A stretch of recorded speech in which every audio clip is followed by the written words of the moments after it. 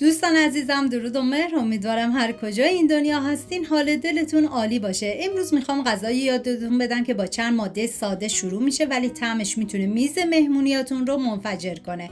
7 عدد کدو سبز رو به صورت حلقه‌ای برش بزنید، داخل یه ظرف بریزید، مقداری نمک بهش اضافه کنید و به مدت نیم ساعت بذارید کنار. بعد از نیم ساعت خشکش کنید.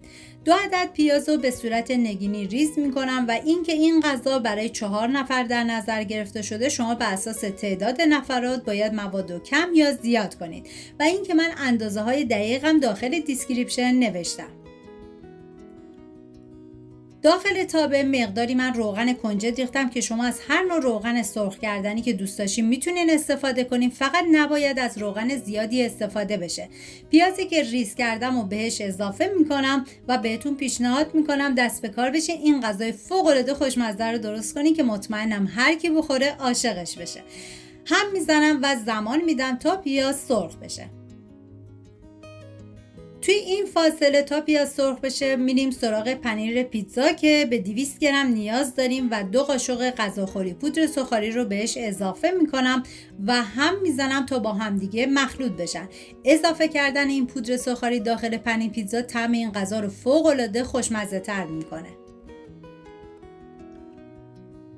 نوبت اضافه کردن ادویه هست، شامل نمک، آویشن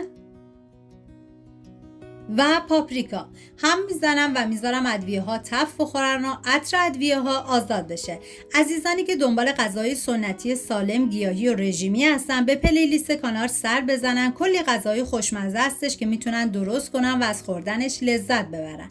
مقداری پودر سیرم بهش اضافه میکنم. شما حتی میتونه از سیر تازم استفاده کنه که این دیگه کاملا سلیقه‌ایه.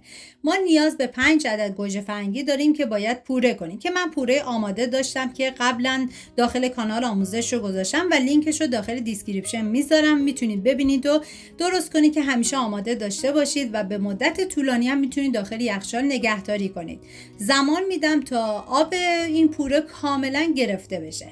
باید حالا کدو سبز رو سرخ کنین که من داخل ایرفرایر میذارم با دمای 180 درجه به مدت 25 دقیقه.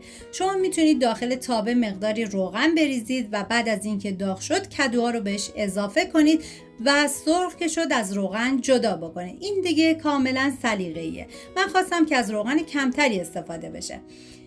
و میریم سراغ پوره گوجه فرنگی که آبش کاملا کشیده شده و این پوره نباید آبدار بشه، کاملا باید خشک شده باشه.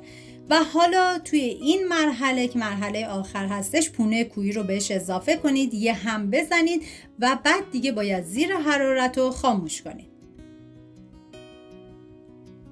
و ظرفی که میخواد بذارید داخل فرن، لایه اول کدو سبز میذاریم و لایه بعدی از سوسی که آماده کردیم و لایه بعد پنیر پیتزا.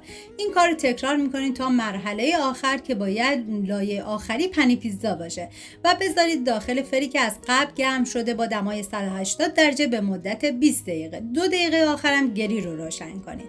حالا دیدیم با کدو میشه یه شاهکار دیگه ساخت. اگر این ویدیو براتون جذاب بود حتما لایک کنید و تو کامنت ها بگین که دوست دارین با کدو سبز چه غذاهایی درست کنید و یادتون نره ویدیوهای بعدی قراره طعم و عطر جدیدی به آشپزخونه‌تون بیاره.